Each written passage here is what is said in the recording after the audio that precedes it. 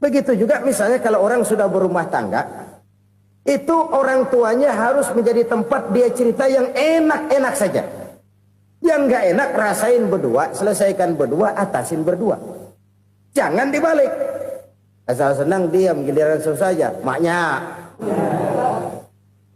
laporan. Terbalik. Bisa menjaga security informasi. Maka nama bayam keluar diam. Malah seluitan. Enak amat lo makan daging ayam. Security informasi. Saudara-saudara kaum muslimin rahimakumullah. Ujian yang terberat itu yang pernah diberikan kepada para nabi, para rasul, para aulia, para ulama. Makin tinggi keimanan, makin berat bentuk kesulitan. Ayo saya kemukakan satu contoh saja. Ada seorang nabi yang kaya, nabi kaya, namanya Nabi Ayub. Iblis kalau orang begini kan keki. Ibadahnya rajin, kaya. Nih yang kayak begini susah digodain. Kalau ibadahnya rajin, miskin, kali bisa disogok. Sini imannya mantap, ibadahnya rajin, kaya, nabi lagi. Oh, tapi namanya iblis nggak kurang akal. Laporan, Tuhan, kenapa Les? Ya ini bahasa saya, bahasa Qurannya sih nggak gitu. Itu hambamu yang namanya Ayub, dia rajin ibadah cuma karena dikasih kaya aja. Coba kasih miskin dia, berhenti dia sembahyang. Ah, kamu bisa aja. Saya tahu Ayub itu hambaku yang ikhlas. Saya buktiin Tuhan, silahkan. Dibuktiinlah, iblis turun ke alamin.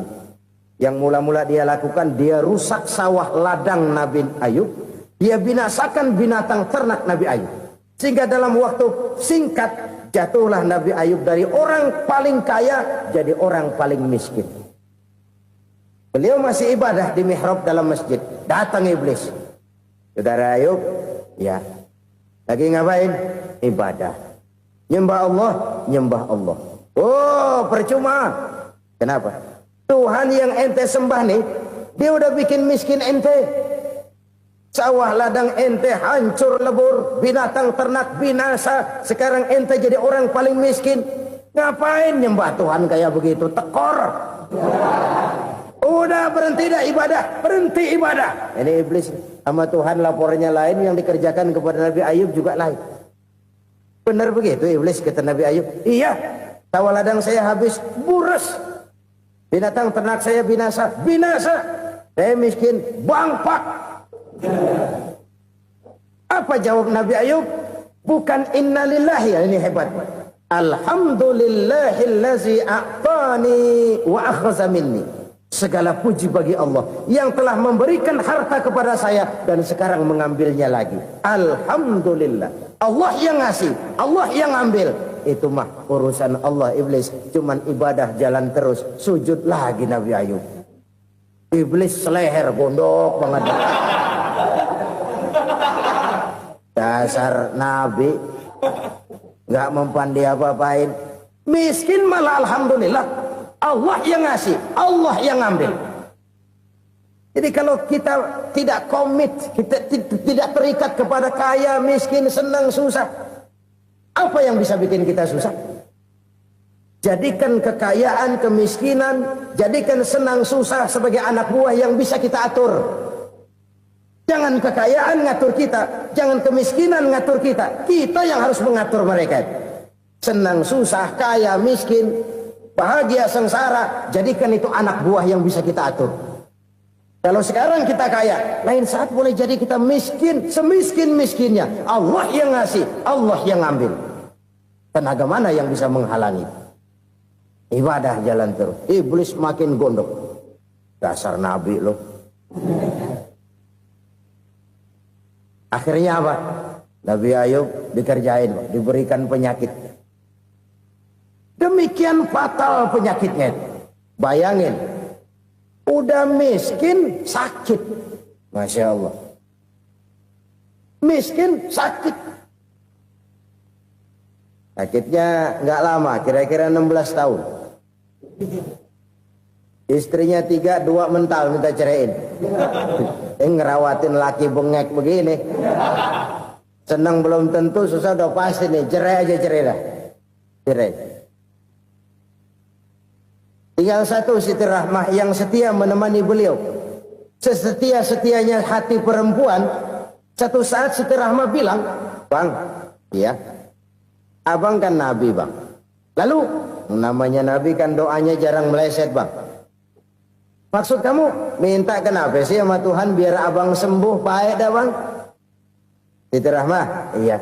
Saya sakit berapa tahun sih dah? 16 tahun, Bang. Sebelum ini saya sehat berapa tahun? Ya kira-kira 60 tahun, Bang. Nah, coba ente banding-bandingin, Rahmah. Saya dikasih sehat 60 tahun. Dikasih sakit 16 tahun. Sudah nggak sabar mau doa kepada Allah minta sembuh. Saya malu kepada Allah.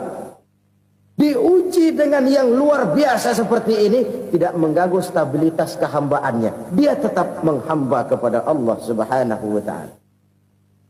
Saudara-saudara kaum muslimin rahimakumullah.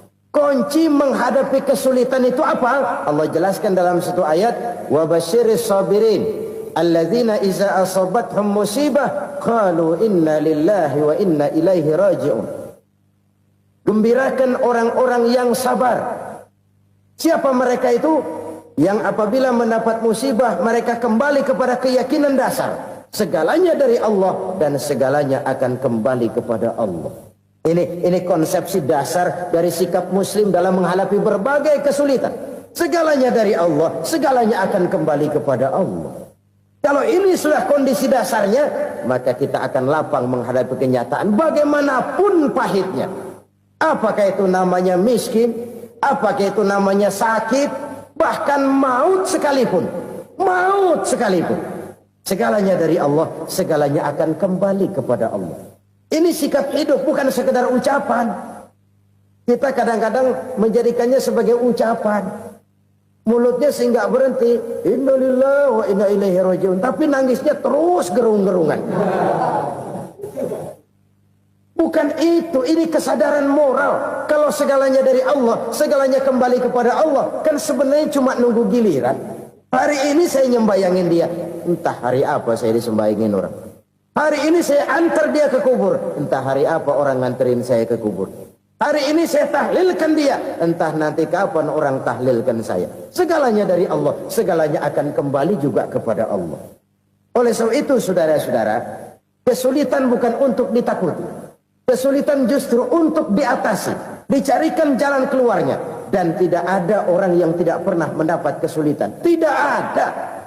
Semakin tinggi status sosial, semakin tinggi kualitas keimanan, semakin besar juga tingkat kesulitan. Hanya saja bagaimana cara kita mengatasinya. Dan Al-Quran menyatakan, "Inna ma'al usri yusra."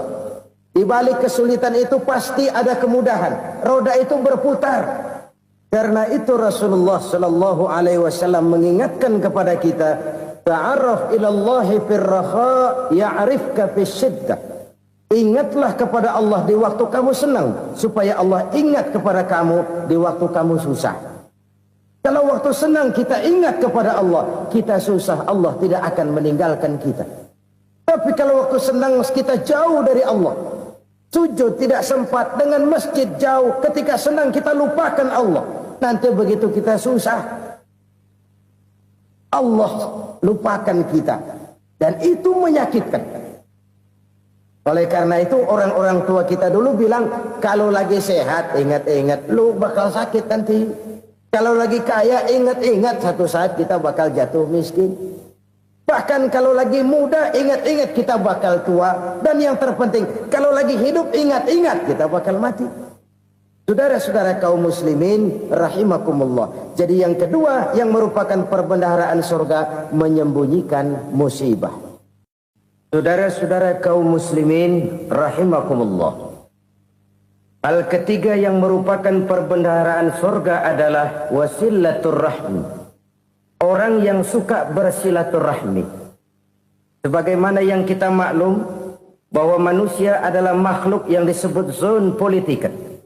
Makhluk sosial yang tidak mungkin hidup sendiri-sendiri. Betapa dan siapapun kita memerlukan orang lain. Bodoh betul manusia kalau tinggal di tengah masyarakat tapi tidak mau bermasyarakat. Merasa hebat sendiri, pinter sendiri, gagah sendiri, kaya sendiri. Mungkin kalau mati juga ngubur sendiri. Jangankan kita di sini, di sorga saja Nabi Adam waktu sendirian bengong melulu, mondar mandir. Allah tegur dalam sepi dam. Ya ini kalau bahasa saya. Iya Tuhan, sepi ini nggak ada colek-colekan pisan ini. Diciptakan Siti Hawa baru anteng Nabi Adam. Itu di sorga. Cobalah. Umpamanya saudara tinggal di Jakarta nih. Kayak bener. Apaan aja di Jakarta punya saudara dah. Jembatan Semanggi ambil. Monas, Buntel bawa pulang. Hotel-hotel ambil semua. Cuman tinggal di Jakarta sendirian. Apa enaknya? Betapa dan siapapun kita perlu orang lain. Tidak ada seorang pun yang bisa memenuhi kebutuhan hidupnya secara sendiri-sendiri. Nah, Islam telah menyelamatkan manusia dari ras diskriminasi. Mengikat manusia dengan persaudaraan yang berlandaskan kepada akidah. Karena itu dianjurkan bersilaturahmi. Bahkan Nabi menyatakan, man arada ayyubsata lahu fi rizqihi wa yunsa'a fi atharihi falyasil rahimah. Siapa yang kepengen diluaskan rezekinya dan dipanjangkan usianya, banyaklah ia bersilaturahmi. Siapa yang kepengen dimudahkan rezekinya, hendaknya ia banyak bersilaturahmi. Kalau banyak teman, kesulitan kan paling tidak ada tempat cerita. Udah susah, sendirian kita pikirin diri, nggak ada tempat tukar pikiran. Cepet banget sama bengek. Dilawan sendiri. Nah, secara makro kita bisa berkata, tidak mungkin ada kemenangan kalau tidak ada kekuatan. Tidak ada kekuatan kalau tidak ada kesatuan dan persatuan. Tidak mungkin ada kesatuan dan persatuan tanpa semangat silaturahmi. Kalau umat Islam mau menang, dia harus kuat. Kalau umat Islam mau kuat, dia harus bersatu. Kalau umat Islam mau bersatu, dia harus membudayakan silaturahmi ini. Bahkan sampai-sampai kata Nabi, kalau bisa cari nilai tambah. Apa? Silman koto'ak. Bersilaturahmilah kau kepada orang yang marah denganmu. Masya Allah, indahnya ajaran agama kita. Orang yang marah pun kepada kita, kata Nabi, kalau bisa bersilaturahmilah kepadanya, kepada orang yang marah itu. Di situ nilai tambah. Cuman jujur nih hadis, ngucapinnya gampang, ngamalinnya yang berat banget. Orang marah sama kita, kita disuruh silaturahmi. Ada apa malu? Lu marah, ada gue marahan lagi. Gue pikirin. Saudara-saudara kaum muslimin rahimakumullah. Tapi ini yang diajarkan, bahkan ini yang dicontohkan oleh baginda Rasul. Bagaimana begitu mudah, misalnya satu saat Abu Jahal ini ngatur strategi bagaimana bikin Muhammad celaka. Dia gali lubang di depan tempat tidurnya. Dia tutupin daun korma. Terus dia panggil seseorang, ke sini. Kasih tahu Muhammad, pamannya sakit keras, minta ditengokin. Berangkat orang ini ke sana. Muhammad, labbaik. Pamanmu sakit keras, dia minta ditengokin. Baik, saya akan datang menjenguk beliau. Berangkatlah Nabi ke rumah Abu Jahal tanpa prasangka apapun. Abu Jahal udah pasang setil, selimut 3 rangkap setengah dipakai. Persis kayak orang meriang. Tapi sembari ngintip dari balik selimut. Begitu Muhammad buka pintu, nah masuk perangkap nih. Muhammad jalan menuju tempat pembaringan. Makin lama makin dekat, makin lama makin dekat. Makin dekat ke lubang yang dipasang oleh Abu Jahal itu. Dalam hati Abu Jahal, terus dah jatuh, mampus dah lo ini. Mampus lo hari ini nih. Apa yang terjadi? Malaikat Jibril datang. Muhammad, pamanmu cuma pura-pura sakit. Di depan tempat tidurnya ada lubang perangkap supaya kamu jatuh ke situ. Sudah, kamu pulang. Balik kanan Nabi. Sudah hampir jatuh ke lubang, balik kanan, pulang. Bayangin kecewanya Abu Jahal. Muhammad dikit lagi, Muhammad dikit lagi. Enggak paman, saya pulang aja. Emosi bangun dari tempat tidur, enggak sadar kalau lagi pura-pura sakit. Lompat ngejar Nabi, dia lupa dengan lubang yang dia gali. Usrak, nyemplung sendiri ke dalam lubang.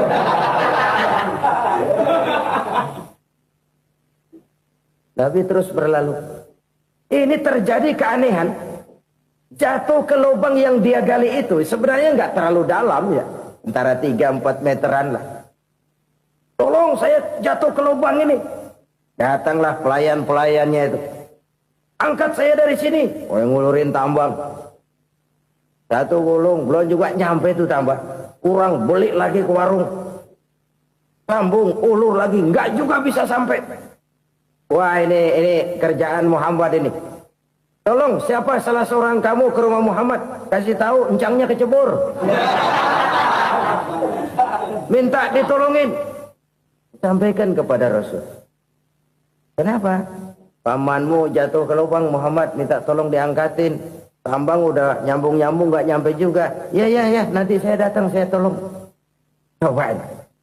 Nyata-nyata orang berniat jahat mau mencelakakan dia. Datang dia menolong.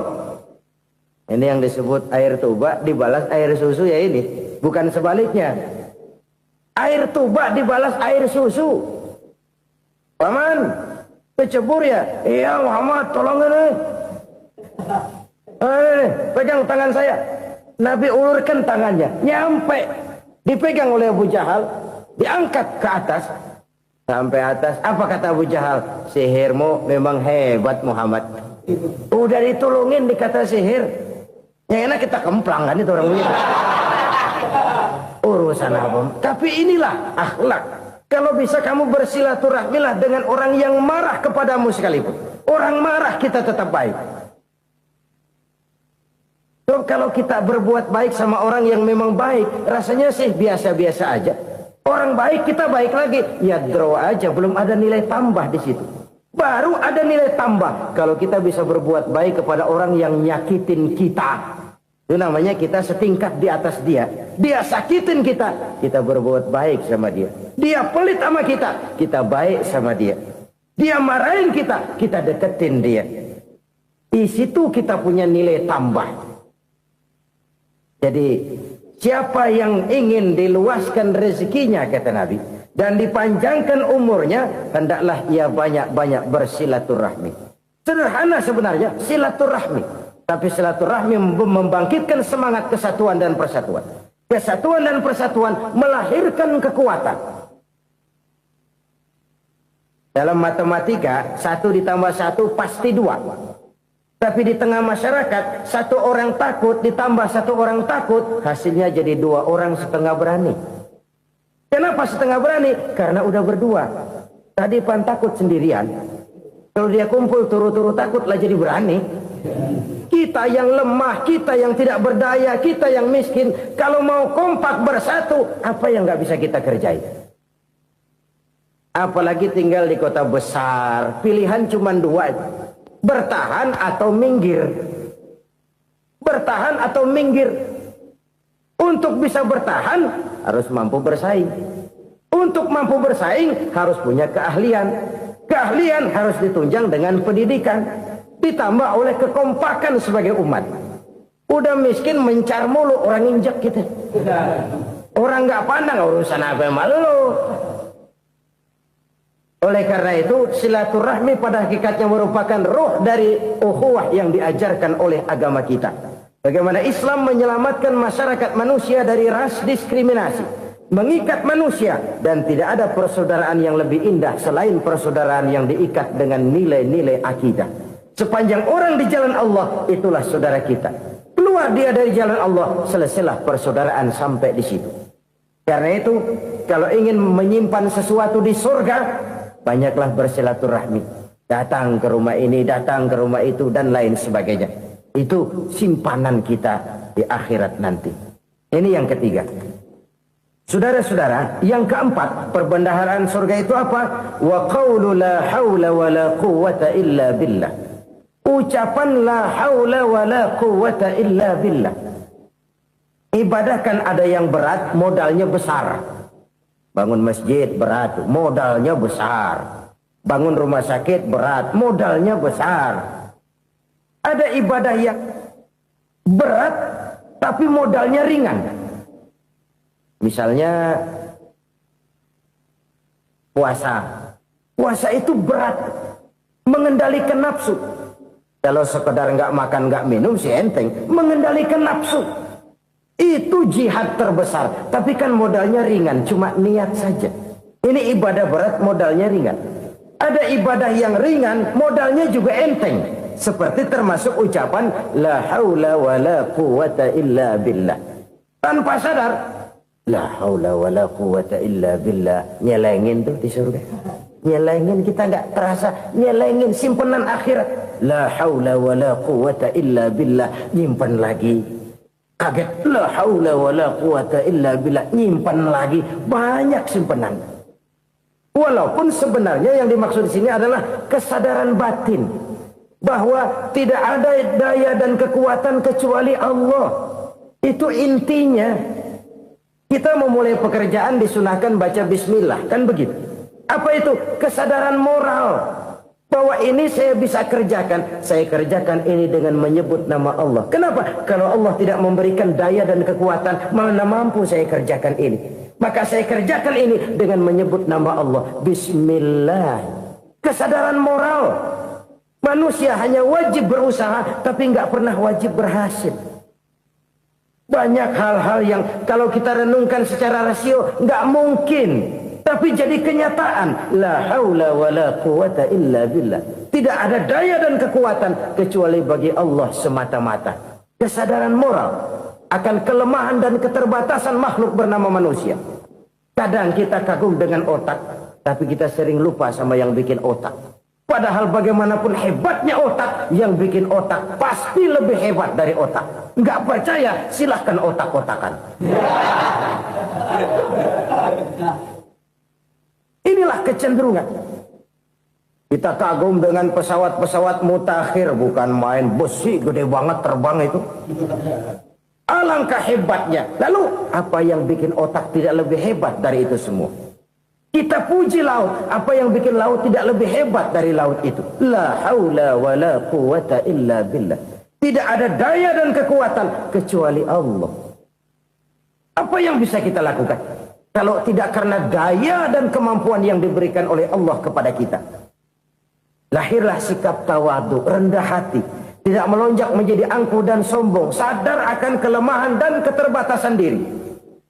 Sebagai makhluk yang diciptakan oleh Allah subhanahu wa ta'ala. Jadi satu sisi ini ucapan yang berpahala. La haula. Jadi wiridan. Pada sisi lain ini kesadaran moral. Sikap mental. Kesadaran batin. Bahwa yang punya daya dan kekuatan itu cuma Allah. Kita nggak pantas untuk sombong. Sebab sombong itu pakaiannya Allah. Kita nggak sedang pakai pakaian Allah kegedean. Dan makin kita renungi, makin terbentur. Apa sih yang bisa kita sombongin? Kita mau sombong apa? Kaya? Pintar? Itu kan semua relatif. Di atas langit masih ada langit lagi. Jadi oleh karenanya, marilah kita menyadari. Manusia hanya wajib berusaha, tapi tidak pernah wajib berhasil. Yang berusaha saja tidak wajib berhasil, apalagi yang tidak berusaha. Islam bukan agama orang pemalas yang selesai sholat lalu endelohom, nggelenggem ayem-ayem. Tapi Islam bukan agama orang sombong yang setelah berusaha lalu tidak memerlukan Allah. Kita bisa saja bikin proyeksi, tahun sekian kita bakal panen besar menurut perhitungan otak. Tapi ada kejadian lain. Apa? Tikus ngambek. Habis itu dimakanin tikus, panen gagal. Proyeksi rasional gagal oleh tikus-tikus yang ngambek itu. Bisa saja terjadi. Tahun depan kita panen besar. Urung. Kenapa? Musim panas panjang. Dan sekarang ini koran-koran bikin berita musim mengalami penyelewengan. Bukan cuma manusia yang nyeleweng sekarang. Musim pakai nyeleweng. Mestinya kan musim hujan udah selesai. Masih hujan-hujan juga. Musim. Nah sekarang kita boleh bikin proyeksi. Kita bakal panen besar. Tahu-tahu musim panas panjang. Sawah retak, air kering. Cari teknokrat yang paling botak. Suruh pendekin tuh musim panas. La haula wa la quwata illa billah. Inilah kesadaran moral. Saudara, saya teringat satu saat ada seorang konglomerat. Umurnya ya kira-kira 70-an. Satu saat dia ditanya oleh wartawan, "Pak, umur Bapak berapa sih?" "Ya paling 10 tahun." 10 tahun? 10 tahun? Anak Bapak berapa orang? Satu saja? Satu. Harta Bapak berapa? Ya paling-paling bangsa 7 juta kali. 7 juta? Iya. Pak, kenapa Bapak bohongi saya? Bapak punya buku biografi. Koran-koran, majalah-majalah banyak memuat cerita riwayat hidup Bapak. Saya tahu umur Bapak 70. Kenapa bilang cuma 7 tahun? Saya tahu anak Bapak 8. Kenapa cuma bilang 1? Saya tahu harta Bapak miliaran, mungkin triliunan. Pabrik di mana-mana, bank di mana-mana. Kenapa bilang uang Bapak cuma 7 juta? Nah, kata si konglomerat tadi, "Kamu benar, Nak, kamu benar. Umur saya kalau jumlahnya memang 70, Nak. Cuman ingat-ingat saya, baru 7 tahun terakhir ini saya sujud. Baru 7 tahun terakhir ini saya berusaha dekat dengan Allah. Saya laksanakan perintahnya, saya jauhi larangannya. 7 tahun inilah rasanya yang ada nilainya di hadapan Allah. Yang 63 tahun matong, kelabu, kelem umur gue. Habis untuk maksiat, untuk munkarat. Maka ketika ditanya tadi, umur saya 7 tahun itu. Oh begitu Pak. Oh iya. Lalu anak Pak. Anak Bapak kan 8. Kenapa bilang cuma 1? Nah, kalau jumlah hitungannya memang anak saya 8. Tapi dari 8 orang ini rasanya cuma 1 nih. Yang bakal jadi buah hati, belahan jantung. Pelanjut cerita, penerus sejarah. Bakal jadi anak soleh yang akan mendoakan saya. Cuma 1 rasanya anak saya ini yang bakal jadi buah hati saya. Besar-besaran saya. Yang akan mendoakan di kubur saya. Yang akan mendoakan di akhirat saya. Yang 7 orang mana? Masya Allah. Yang 1 tenggeng. Yang 1 nyekek botol mulu. Yang 1 nggak karu-karuan.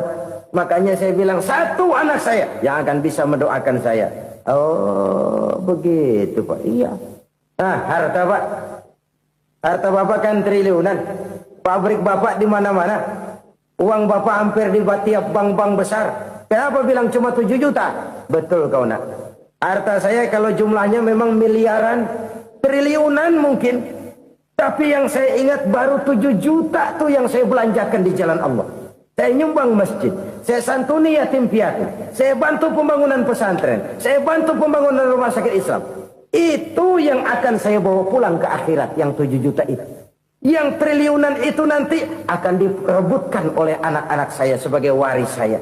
Jadi harta saya 7 juta itu yang bakal nemenin saya di akhirat. Yang akan saya bawa pulang jadi teman saya. Saudara-saudara kaum muslimin, jangan-jangan orang tua itu adalah kita-kita ini. Jangan-jangan kita-kita ini adalah orang tua itu. Jangan-jangan itu potret dari diri kita masing-masing. Dari sekian umur yang diberikan Allah, berapa tahun yang ada nilainya di hadapan Allah. Dari sekian anak-anak yang merupakan amanah, berapa yang akan mendoakan kita sebagai orang tuanya menjadi anak soleh. Dari sekian banyak harta yang diberikan Allah, berapa yang akan kita bawa pulang menghadapnya nanti, yang kita belanjakan di jalan Allah. Ini sebuah potret kehidupan. Karena itu kita kembali kepada la haula wa la quwata illa billah. Kita wajib berusaha, kita wajib berikhtiar. Selebihnya segala daya dan kekuatan hanya milik Allah saja semata-mata. Satu kesadaran batin dari setiap pribadi muslim. Setelah ia berusaha dan berikhtiar, ia menyerahkannya kepada Allah Subhanahu wa ta'ala. Jadi satu sisi ini merupakan wiridan ucapan yang mengandung pahala, pada sisi lain ini merupakan sikap batin dari seorang muslim di dalam ia menghadapi realitas kehidupan ini. Saudara-saudara kaum muslimin rahimakumullah, kalau ini kita jadikan satu basis kehidupan, maka ini akan menyelamatkan manusia dari kemungkinan tergelincir menjadi orang yang lupa diri dan lupa darat. Sebab itu Imamul Ghazali berpesan, jadidis safinah fa innal bahra amiq wa khuziz zad fa inna safara ba'id wa khaffifil hamla fa innal hamla sadid. Perbarui selalu kapalmu karena lautan sangat dalam. Bawa bekal yang banyak karena perjalanan ini sangat jauh. Ringankan beban karena kebanyakan beban akan menyakitkan. Alangkah indah kalimat ini, alangkah dalam makna yang terkandung di sana. Perbarui selalu kapalmu karena lautan sangat dalam. Apa artinya ini? Jaga mentalmu baik-baik. Pelihara imanmu baik-baik karena hidup penuh cobaan seperti lautan. Kita kalau berlayar di lautan kan kadang-kadang tenang, angin bertiup sepoi-sepoi basah. Jika malam datang, bintang gemintang bertabur menghias cakrawala. Rembulan memantulkan sinarnya dengan indah. Dalam keadaan begitu berlayar enak. Tapi lain saat ombak menggunung, halilintar menyambar, angin topan bertiup. Berapa banyak sudah saudara-saudara kita yang tenggelam di lautan dunia tanpa sadar bahwa dia belum sampai kepada pantai yang akan dituju. Berapa banyak sudah saudara-saudara kita yang tenggelam di lautan dunia ini tanpa sempat bangkit lagi. Dia menyangka sudah sampai kepada tujuannya. Hati-hati kapal jangan sampai bocor karena lautan sangat dalam. Iman ini jaga baik-baik karena hidup penuh dengan ujian. Wa khuziz zad fa inna safara ba'id. Bawa bekal yang banyak karena perjalanan sangat jauh. Saudara mau ke Bandung, bawa duit. Saudara mau ke Surabaya, banyakkan lagi duitnya. Saudara mau ke Mekah, gepokan, iketan tuh duit nggak lembaran lagi. Makin jauh perjalanan, makin banyak bekal yang harus kita bawa. Kalau saudara dari Jakarta mau ke Surabaya, kagak bawa duit berangkat juga, itu sih bukan berani namanya, nekat. Sampai Surabaya belum tentu, sengsara di jalan udah pasti. Kenapa? Nggak bawa bekal berangkat. Sama juga kita nih, misalnya belum sempat sembahyang, mati. Waduh, berani banget orang. Belum punya bekal, mati. Sengsara di jalan. Atau bekal tidak cukup. Dari Jakarta saudara mau ke Surabaya, bawa duit 500 perak. Paling jauh Cikampek nyampenya itu. Paling jauh itu. Antara jauhnya perjalanan dengan bekal yang saudara bawa tidak seimbang. Hidup ini perjalanan panjang. A walking tour. Dimulai dari alam arwah. Sebelum jasad diciptakan, roh diciptakan lebih dulu. Dari situ pindah ke alam rahim. Dari alam rahim pindah ke alam dunia. Dari alam dunia pindah ke alam barzah. Baru menuju akhirat. Satu perjalanan panjang. Kalau bekal tidak bawa, sengsara di jalan. Bawa bekal yang banyak karena perjalanan ini sangat jauh. Wa khaffifil hamla, ringankan beban karena beban itu cuma akan menyulitkan. Kalau bekal itu sih keperluan, tapi beban nggak kita perluin, cuma ngeberat-beratin. Apa ini beban? Dosa. Kecurangan, kebatilan, kesoliman, ketidakadilan, kesewenang-wenangan. Itu akan jadi beban kita di akhirat. Alangkah celakanya, perjalanan panjang, bekal tidak bawa, beban kelewat banyak. Alamat sengsara di jalan. Pahala tidak ada, dosa berlipat ganda. Na'udzubillah, summa na'udzubillah. Kalau kita rangkum nasihat Al-Ghazali dengan kisah si konglomerat tadi, kita akan mengambil kesimpulan. Pertama, bekal terbaik dalam menghadapi gejolak kehidupan ini tidak lain adalah iman. Yang kedua, pahala dan dosa. Dua hal kontroversial. Pahala adalah bekal, dosa adalah beban. Tapi kita sekarang kan tidak begitu terangsang kepada yang abstrak. Orang berlomba mencari yang konkret-konkret saja. Yang real. Kalau emang dosa, benjol dong. Kira-kira begitu. Kira-kira begitu. Persis orang Yahudi dulu. Orang Yahudi itu kan pernah minta kepada Nabi Musa. Ya Musa, lan nu'mina laka hatta narallaha jahrah. Musa, kami nggak bakal mau beriman kepada Allah kalau belum kami lihat Allah ada nongkrong di depan kami. Kalau memang Tuhan ada, taruh dong di depan kami. Mau yang konkret-konkret saja. Kalau memang dosa, benjol dong. Kalau memang pahala, berasa dong. Orang terangsang kepada yang real, yang konkret-konkret saja. Karena itu, untuk mengejar dosa orang mau bayar. Tapi untuk mengejar pahala, walaupun tidak bayar, orang segan. Ini yang dikatakan oleh Nabi. Kamu mengharapkan ke surga, tapi kamu berat melaksanakan sesuatu yang bisa membawa kamu ke surga. Kamu ingin jauh dari neraka, tapi tiap saat kamu lakukan perbuatan-perbuatan yang justru menjerumuskan kamu ke neraka. Idda'aitum an-najata minan nar wa ramaitum fiha anfusakum. Kamu ingin selamat dari neraka, tapi kamu lemparkan diri kamu ke neraka. Kamu ingin masuk surga, tapi berat sekali kamu melakukan perbuatan-perbuatan yang bisa menyampaikan kamu di surga. Saudara-saudara kaum muslimin, rahimakumullah. Jadi hal keempat yang merupakan perbendaharaan surga adalah la haula wa la quwwata illa billah. Satu sisi ini merupakan ucapan yang memperberat timbangan akhirat. Pada sisi lain ini merupakan sikap hidup seorang muslim. Kesadaran batin yang sangat dalam. Bahwa tidak ada daya dan kekuatan kecuali Allah. Dan itu kita simbolkan pada saat memulai pekerjaan dengan Bismillah. Dengan menyebut nama Allah. Satu kesadaran moral. Saya hanya bisa melakukan ini karena diberikan daya dan kekuatan oleh Allah.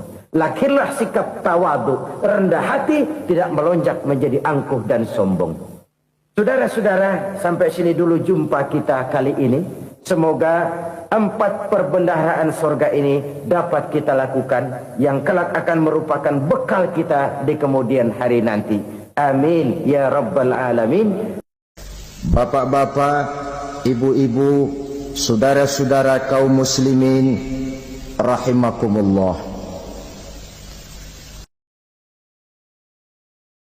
Di dalam kehidupan kita sebagai seorang muslim, minimal 5 kali dalam sehari semalam kita mendengar seruan untuk mendirikan solat yang disebut azan.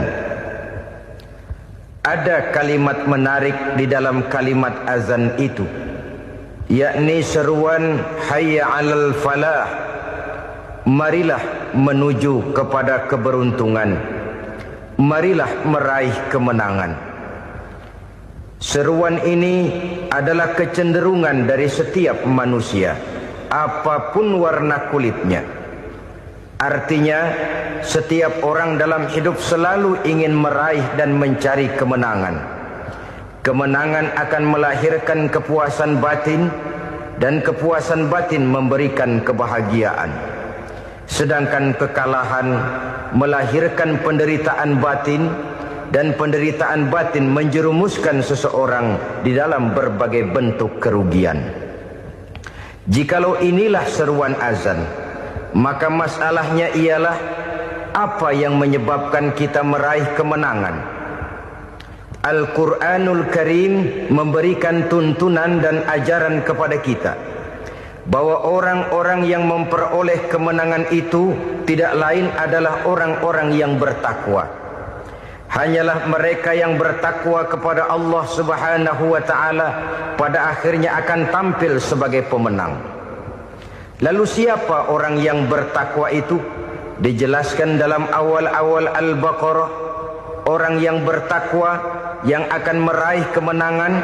Pertama, allazina yu'minuna bil ghaib, yaitu orang-orang yang beriman kepada yang gaib, percaya bahwa ada alam yang gaib, alam yang abstrak, alam yang tidak bisa dijangkau oleh salah satu daripada panca indera kita.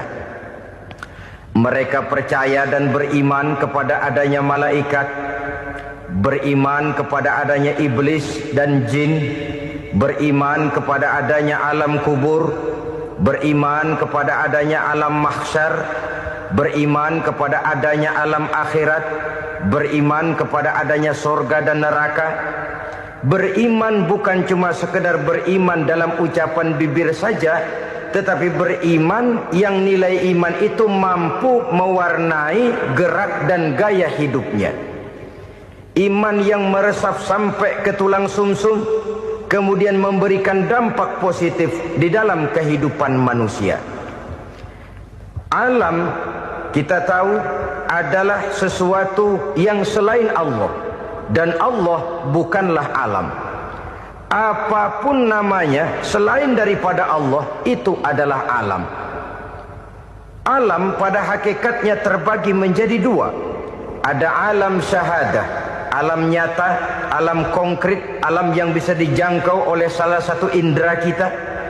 Kemudian ada alam ghaib, alam yang tidak bisa dijangkau oleh panca indera kita, alam metafisika, alam abstrak, alam yang wajib kita imani keberadaannya. Kita percaya bahwa malaikat itu ada. Kita percaya kepada jin, bahwa jin itu ada. Kita percaya kepada adanya iblis dan setan. Bukan percaya kepada iblis dan setannya, percaya bahwa iblis dan setan itu ada. Itu termasuk salah satu daripada sifat orang yang bertakwa kepada Allah. Saudara-saudara kaum muslimin rahimakumullah, kecenderungan pembangunan yang lebih bersifat materialistis biasanya menggeser aspek kehidupan rohani. Orang berpikir empiri, dan dalam pola pikir yang demikian maka alam gaib tidak lagi mendapat perhatian. Aspek kehidupan yang bersifat rohaniah malah mulai ditinggalkan. Akibatnya terjadilah kepincangan di dalam kehidupan kita.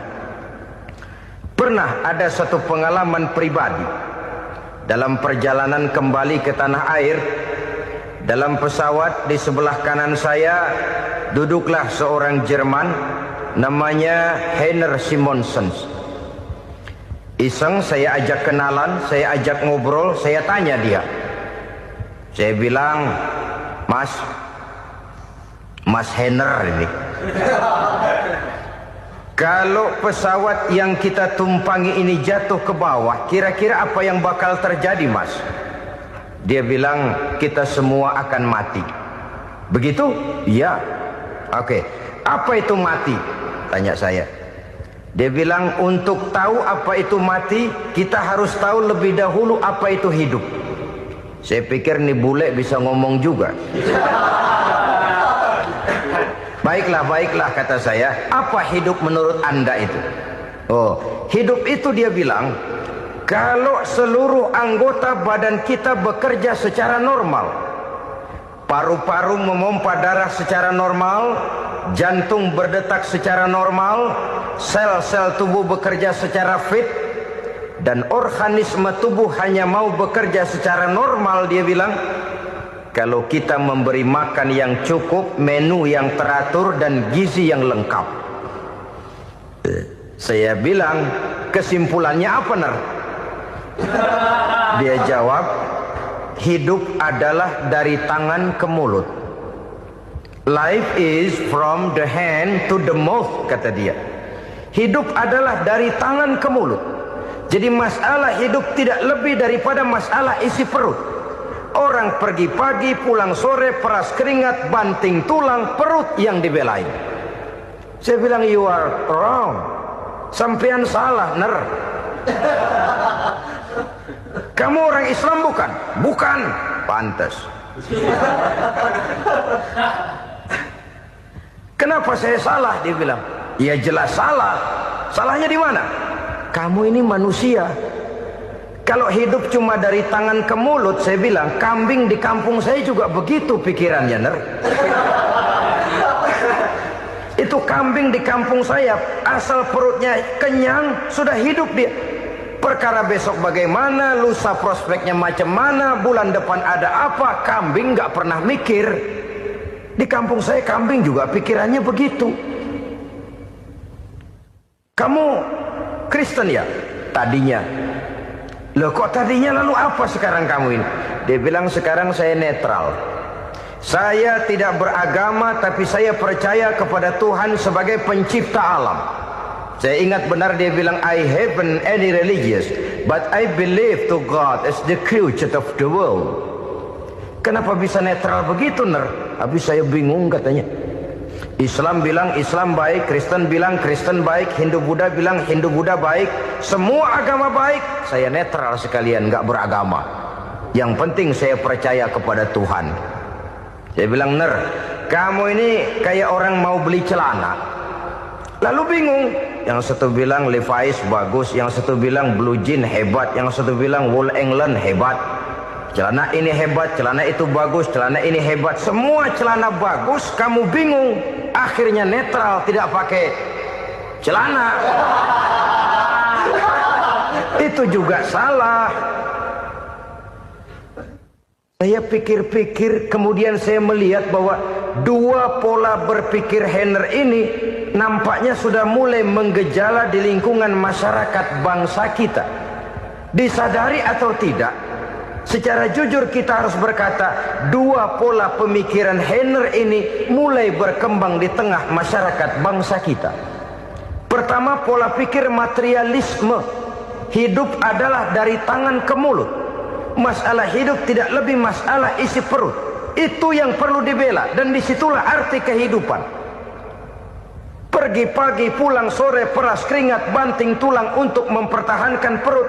Kalau sudah kemari cara orang berpikir, maka buat apa percaya kepada yang gaib? Untuk apa sholat? Untuk apa puasa? Untuk apa zakat? Untuk apa menghadiri majelis taklim? Tanpa kepercayaan kepada yang gaib, hidup berjalan menurut alur empiris dan materialis. Kalau sudah ke sana cara orang berpikir, biasanya orang lalu cenderung menghalalkan segala cara. Hanyalah orang yang percaya bahwa akhirat ada. Hanyalah orang yang percaya bahwa alam kubur itu ada. Hanyalah orang yang percaya bahwa malaikat itu ada, hidupnya akan lebih terarah dan terkendali. Karena kepercayaan kepada yang gaib, yang merupakan fase daripada kehidupan setelah hidup yang sekarang ini, mewarnai gerak pribadi seseorang di dalam dia melakukan kegiatan hidupnya. Pola berpikir materialisme, disadari atau tidak, mulai menggejala di lingkungan masyarakat bangsa kita. Hidup tidak lebih dari urusan tangan ke mulut, mulut ke tangan, tangan ke mulut. Asal perut sudah kenyang, hiduplah sudah. Perkara bagaimana prospek hari yang akan datang, bagaimana akhirat, tidak jadi persoalan. Ini yang oleh Nabi diperingatkan, ad-dunya sijnul mu'min wa jannatul kafir. Dunia adalah penjara bagi orang beriman dan surga bagi orang kafir. Dulu di zaman Belanda hadis ini pernah disalah tafsirkan, disalah artikan, digunakan sebagai senjata untuk mengkebiri dan membuat impoten umat Islam. Sudahlah umat Islam gak usah macam-macam, kata Belanda. Dunia ini kan penjara buat orang Islam, surga buat orang kafir. Di penjara jangan bertingkah.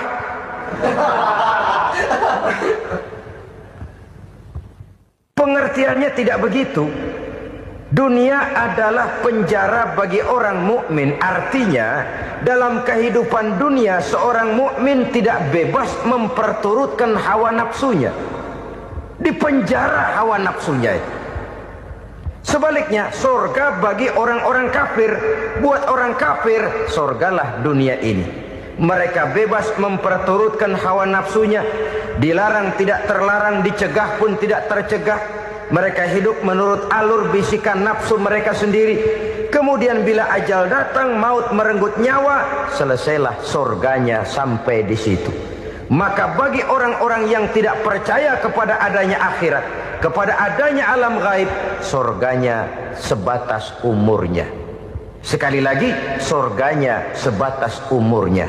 Bila umur selesai, ajal pun datang merenggut nyawa, selesailah sudah surganya sampai di situ. Alangkah pendeknya perjalanan orang-orang yang tidak percaya kepada alam gaib ini. Bagi kita mukmin, jikalau kita mampu memenjarakan hawa nafsu, kita bisa bahagia di dunia ini. Dan Islam memang tidak menyuruh kita sengsara di dunia. Raih dunia, kejar dunia, gapai dunia sebagai alat untuk mencapai kebahagiaan di akhirat nanti. Hidup adalah satu perjalanan panjang yang terbentang sejak kita terlahir dari alam rahim sampai kepada alam akhirat nanti. Andai kata kita gagal meraih kebahagiaan di dunia, toh kita masih punya akhirat. Tapi jangan jadi dalil yang melemahkan semangat.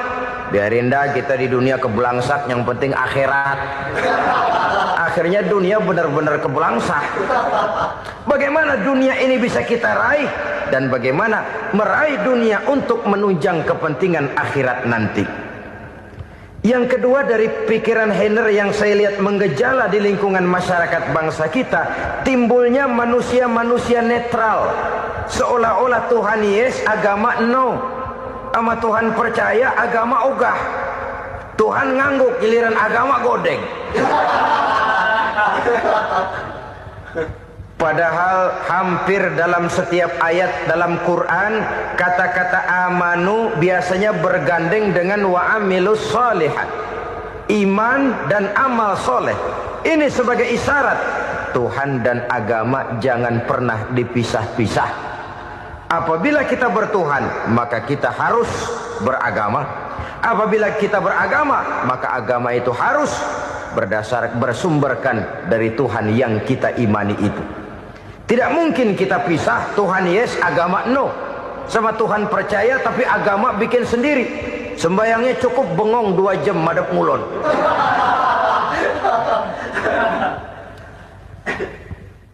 Saudara-saudara kaum muslimin rahimakumullah.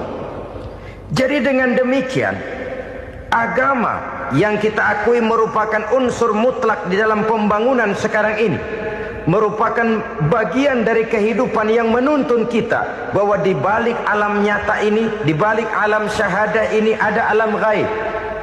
Dan mudabbir, murabbi, yang mengatur, yang menguasai, yang memelihara baik dia alam nyata, baik dia alam gaib, tidak lain adalah Allah Subhanahu wa ta'ala. Di sana ada satu super power, satu maha kekuatan yang kita perlu bersandar kepadanya. Sebagai makhluk nyata yang hidup di alam nyata, berbuatlah secara nyata sebagaimana harusnya kita berbuat. Karena Islam jelas bukan agamanya orang pemalas.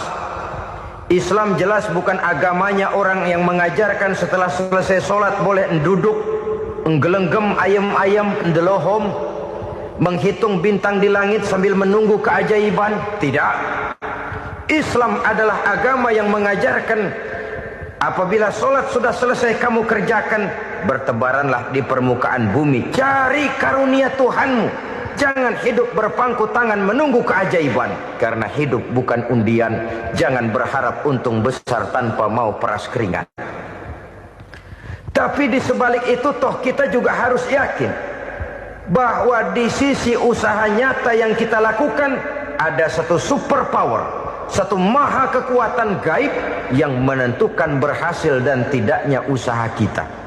Kepercayaan kepada hal semacam inilah yang mendorong kita untuk mempunyai sandaran vertikal, agar jikalau usaha ini berhasil, kita tidak lupa diri dan lupa daratan.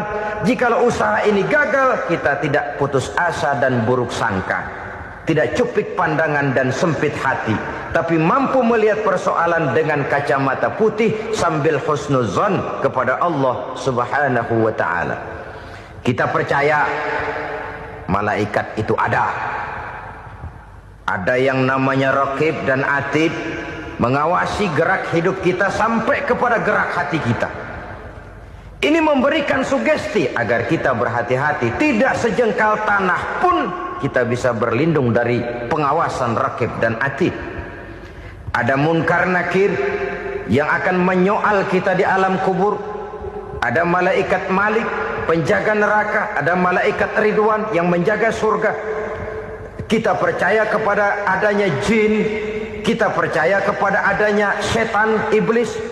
Percaya kepada adanya, bukan mempercayai si setan, si iblis lalu menjadikannya sebagai teman. Tidak. Percaya bahwa mereka itu ada dan merupakan makhluk Allah yang gaib, yang diciptakan Allah Azza wa Jalla. Kepercayaan kepada alam gaib memberikan motivasi terhadap gerak lahir manusia, sehingga dengan motivasi kepercayaan kepada yang gaib, gerak lahir jadi lebih terarah, jadi lebih terpelihara. Pernah seseorang bertanya, "Pak, apakah adanya akhirat bisa dibuktikan secara ilmiah?" Saya bilang tidak bisa, tidak bisa. Kenapa? Karena yang berangkat nggak pernah pulang kembali lagi. Kalau dia pulang kemari bisa kita tanya bagaimana enak di sono. Cuma secara moral saya katakan, lebih beruntung orang yang percaya kepada akhirat daripada yang tidak. Sekarang saudara percaya akhirat ada, lalu saudara baik-baik di dunia, sholat, puasa, zakat, menolong orang lain, menebarkan kebajikan. Saudara mati, andai kata akhirat tidak ada, toh dalam hidup saudara sudah berbuat baik. Paling tidak nama saudara akan dikenang sebagai orang baik. Sebaliknya, saudara percaya, kata saya, bahwa akhirat tidak ada, lalu hidup semau-maunya, tenggelam dalam maksiat dan munkarat, menentang Allah, tidak mau ruku dan sujud. Lalu saudara mati, kemudian akhirat ada. Ayo, mau apa? Bekal tidak punya. Jadi secara moral lebih beruntung orang yang percaya kepada adanya akhirat daripada yang tidak percaya. Dan itu alam gaib yang tidak bisa dibuktikan secara eksat. Jangankan untuk membuktikan seperti itu, dalam kehidupan sehari-hari saja yang kita rasakan tidak selalu berbentuk toh. Angin, bagaimana sih bentuknya angin? Kita tidak tahu. Merah, buktinya kalau dikerok merah. Yang merah itu kulit, yang kulit kita bukan anginnya. Sakit, rasa sakit itu ada, tapi bagaimana bentuk sakit? Kita nggak pernah tahu. Kalau kita makan cabai pedas, bagaimana bentuk pedas itu tidak ada, tapi rasa ada. Bentuk pedas hijau, cabenya bukan pedasnya. Tidak semua yang kita rasakan bisa kita gambarkan dalam bentuk yang konkret. Oleh karena itu, sekali lagi bahwa kepercayaan kepada alam yang gaib mampu memberikan satu sugesti yang menata kehidupan seseorang lebih lurus, lebih terarah, dan lebih terkendali. Maka wajar kalau kepercayaan kepada yang gaib mengantarkan seseorang untuk meraih kemenangan. Kenapa? Dia percaya kepada yang gaib, bahwa akhirat ada, bahwa alam kubur ada, bahwa pertanggungan jawab itu ada. Maka dia lalu tidak hidup saenae udele dewe, itu loh. Tidak hidup menurut seleranya sendiri, terarah, teratur. Ini cirinya yang pertama. Orang bertakwa yang akan meraih kemenangan, mereka beriman, mereka percaya kepada yang gaib. Bahkan hal-hal konkret saja selalu berangkat dari yang gaib. Saudara-saudara, para remaja, para pemuda sekarang ini tidak pernah tahu toh siapa yang akan jadi teman hidup saudara. Kita bisa saja ngerancang, mentargetkan, tapi toh akhirnya yang namanya jodoh bukan kekuasaan kita. Rezeki di luar kemampuan kita. Begitu juga ajal. Maut, jodoh, ajal adalah contoh-contoh konkret bahwa pada akhirnya yang gaiblah yang menentukan. Bertahun-tahun ngelancong, emang jodoh seret, nggak jadi.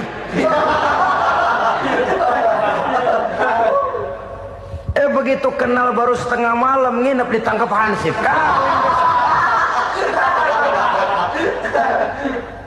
Hal-hal semacam itu kadang-kadang kita berpikir suuzon, gile, perempuannya cakep banget, lakinya rebek amat. Memang begitulah jodohnya. Memang begitulah jodohnya. Saudara hadirin ma'asyiral muslimin yang saya hormati, jadi hal-hal yang konkret saja kita yakini sepenuhnya ditentukan oleh satu superpower yang gaib itu tadi.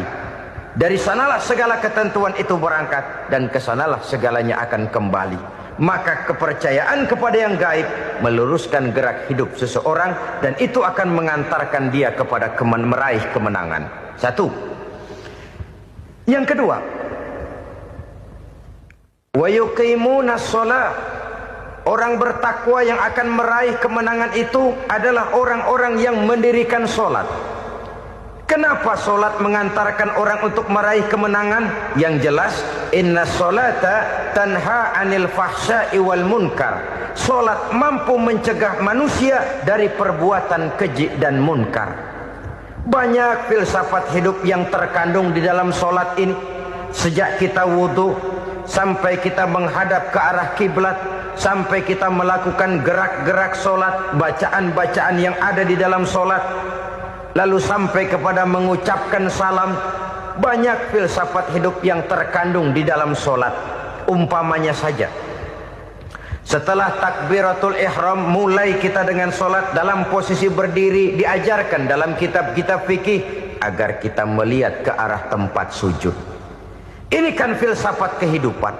Kalau kamu sholat dalam posisi berdiri, lihat tempat sujud. Jangan sholat mata jelalatan, sebab nanti bisa mengurangi kekhusyuan. Jadi wajar kalau yang dikatakan bahwa yang paling afdol adalah shaf yang di depan. Kenapa? Secara harfiah pengertiannya akan lebih mengundang kekhusyuan. Kenapa? Kalau kita di shaf paling depan di masjid umpamanya paling banter kita lihat tembok. Tapi kalau kita shaf di tengah atau di belakang, orang-orang di depan kita pun akan kelihatan. Yang bajunya loreng, yang bajunya genggang, yang bajunya macam-macam. Kita lihat, kadang-kadang kita pikirin, ada yang bajunya bolong. Kita sholat tapi dalam hati, ini orang bajunya robek yang nggak tahu apa. Ada saja hal-hal yang mengusik kekhusyuan kita. Oleh sebab itu diajarkan dalam posisi berdiri, lihat, arahkan pandangan matamu kepada tempat sujud. Ini kan filsafat kehidupan. Maksudnya apa? Kalau lagi diri lihat dong tempat sujud. Kalau udah di atas ingat dong sama yang bawah. Kalau sudah tinggi ingat dong dari mana kamu berangkat. Kalau sudah berkuasa bantu dong yang lemah. Kalau sudah kaya, santuni dong yang miskin. Kalau sudah alim, bimbing dong yang awam. Ini filsafat kehidupan. Dalam posisi berdiri, kau lihat tempat sujud. Ini akan melahirkan kepekaan sosial, di mana seseorang mau tahu kepada orang lainnya. Bagaimanapun kaya kita, tinggi pangkat dan jabatan kita, jikalau hidup hanya untuk kepentingan perut sendiri saja, rasanya belum membawa manfaat di dalam kehidupan kita. Tapi efek yang tertinggi sesungguhnya, sholat mencegah manusia dari perbuatan keji dan munkar. Perbuatan keji dan munkar, walaupun kelihatannya mendatangkan uang, membawa keuntungan, tapi itu keuntungan semu, keuntungan sementara. Dengan menipu orang lain kita bisa dapat untung, tapi tidak membawa berkah. Dan itu adalah kerugian besar dalam kehidupan kita. Maka untuk meraih kemenangan harus dimulai dengan membentuk kepribadian yang tegar, memiliki sandaran vertikal yang langsung kepada Allah Subhanahu wa ta'ala. Dan itu hanya bisa kita tempuh melalui jalur ibadah formal yang sudah ditentukan Allah, yakni sholat yang 5 waktu. Untuk memperkuat itu ada sholat-sholat sunnah, rawatib, nawafil, sebagai terminal-terminal kontrol cadangan untuk memelihara stabilitas temperatur batin di dalam kita berhubungan dengan zat yang maha gaib, yaitu Allah Subhanahu wa ta'ala. Orang sering bertanya, Pak, itu tetangga saya nggak sholat, duitnya nggak habis-habis, Pak. Nggak sholat tapi mobilnya tambah terus. Nggak sholat tapi usahanya makin maju. Tapi di sisi lain ada orang yang rajin sholat, rezekinya butak bener. Anaknya mana kurus, mana korengan.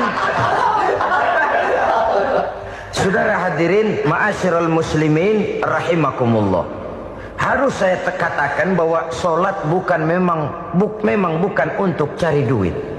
Solat adalah sandaran vertikal kita kepada Allah. Sedangkan soal rezeki itu berkaitan dengan sifat Allah Maha Pengasih dan Maha Penyayang. Allah Maha Pengasih, siapapun dikasih kalau mau usaha. Allah Maha Penyayang, tidak semua orang disayang oleh Allah Azza wa Jalla. Dan belum tentu banyak harta itu merupakan nikmat. Mungkin juga istidraj. Artinya istidraj itu dikasih tapi diambulin, kalau bahasa Betawinya itu. Dikasih tapi diambulin, itu bukan merupakan nikmat sesungguhnya, lebih merupakan azab dari Allah Subhanahu wa ta'ala.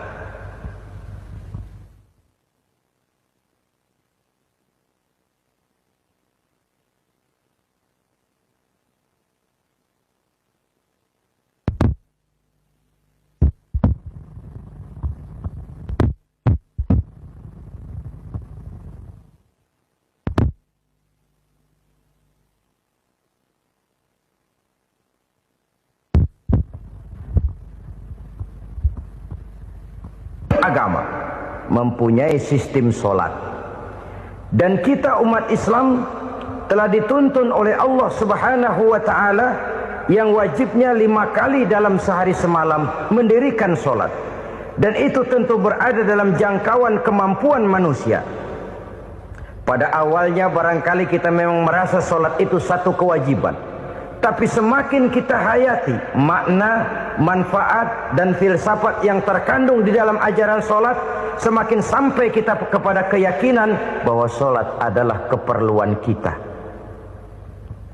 Sehingga pada waktu tertentu dinilai puncaknya, kita tidak lagi akan berkata saya wajib solat, tapi kita akan berkata saya perlu solat. Kalau kita sudah merasakan itu adalah keperluan kita, nah di sanalah kita baru akan merasakan ruginya kalau hal itu tidak kita laksanakan. Sepanjang kita masih berkata saya wajib sholat, kita akan lebih merasakan dia sebagai beban ketimbang sebagai keperluan. Yang jelas Allah tidak memerlukan ibadah yang kita laksanakan ini. Dengan kata lain, andai kata satu dunia penuh ini orang tidak ada yang sholat satu pun, Allah tidak akan turun dari jabatan Tuhan. Jangan lalu berpikir kalau kita ngambek se-RW kagak sembahyang Tuhan tekor kali ini ya.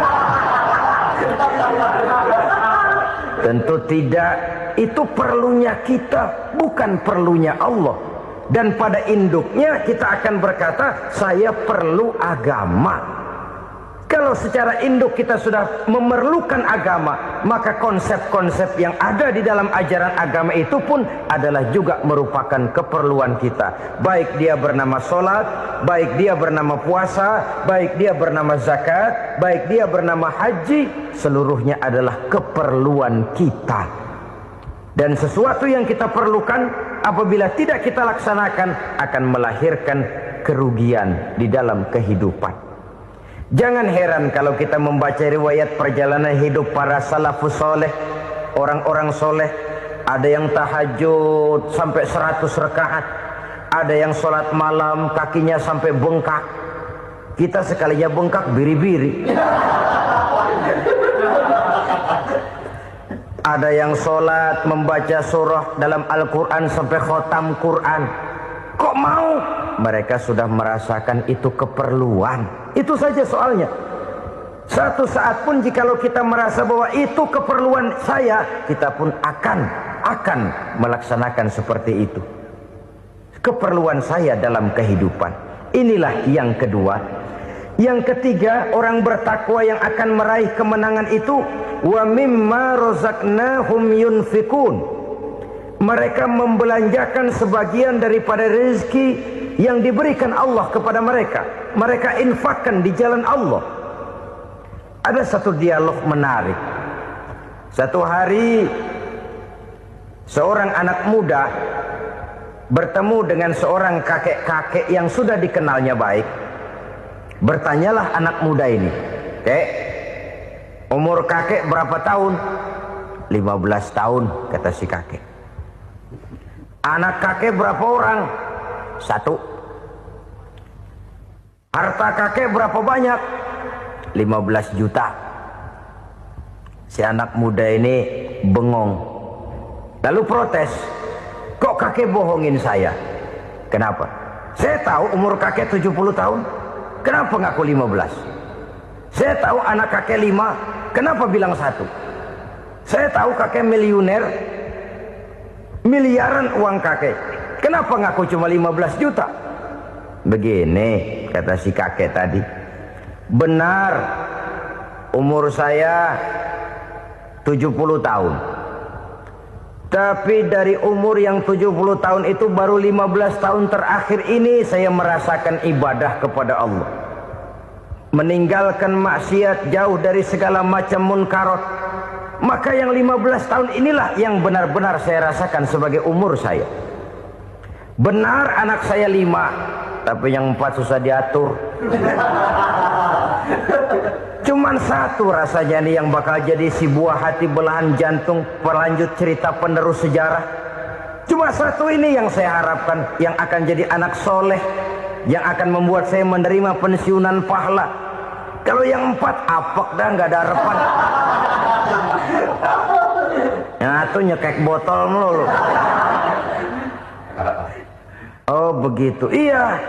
Lalu kenapa kakek bilang harta kakek cuma 15 juta padahal saya tahu kakek uangnya miliaran, depositonya banyak? Ya karena 15 juta itulah yang saya ingat yang pernah saya belanjakan di jalan Allah. Saya merasa itulah harta saya yang sebenarnya. Yang miliaran yang saya simpan di bank kelak, kalau satu saat saya mati, akan jadi rebutan di antara anak-anak saya. Iya kalau anak saya soleh kayak yang 1 ini. Kalau yang 4 tadi udah tulen dia bakal berantem dah berebut tuh. Jadi 15 juta yang saya belanjakan di jalan Allah inilah yang saya